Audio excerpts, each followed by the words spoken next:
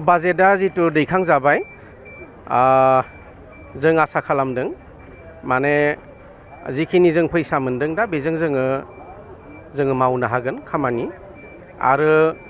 जिखिनि जोङो आरो मोनबावनांगौ बेखिनिया साफिसियेन्ट नङा जिखिनि बाजेटआव बिटिसिनि थाखाय होदों आरो जों आसा मोनदों जों रायलायदों जे नेक्स्ट साप्लिमेन्टारि जितु डिमान्ड बेनि गेजेरजों जोङो मोनफुंनो हागोन बिटिसिआ जौगाथायनि बिथिङावथ' गोबां जोंहा खामानि जागासिनो दङ इतिमध्य जोंहा प्रधान मन्त्रि मानगोनां नरेन्द्र मदिजी बिथाङा गायसनलांनाय जोंहा दालांफोर दङ ब्रिजफोर दङ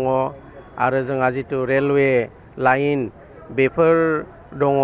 आरो बिनि अनगायैबो जोंहा दिनै बाजेटआव SOPD निफ्राय थांनाय जितु भट अफ एकाउन्ट्स जितु इन्टारिम बाजेट आरो दिनैनि बे जितु गोदान बाजेट बेखौ लानानै प्राय 900 कोटि टका जोंहा बिटिसिआ मोननो थाखाय सक्षम जादों बे साफिसियेन्ट नङा जोंनि बिटिसि ओनसोला मोनसे सुबुं अनजिमा गोबां थानाय मोनसे ओनसोल गुवार ओनसोल अब्लाबो जोङो सरकारखौ दाबि खालामदों रायज्लायदों जाहाथे नेक्स्ट साप्लिमेन्टारि डिमान्डनि गेजेरजों बेखौ बिटिसिनो आरोबाव माने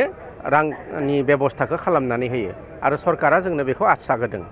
दा जों बेखौ आरोबाव रायज्लायबावगोन सरकारजों जाहाथे जोङो साप्लिमेन्टारि डिमान्डनि गेजेरजों जोङो आरोबाव बिथांमोननि जौगानायनि थाखाय लाबोबावनो हायो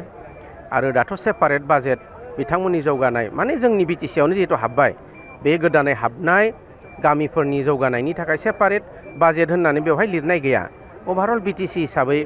होदों आरो बेखौ बेजोंनो जों जि हायो बेखौ मावलांनो नाजानांगोन।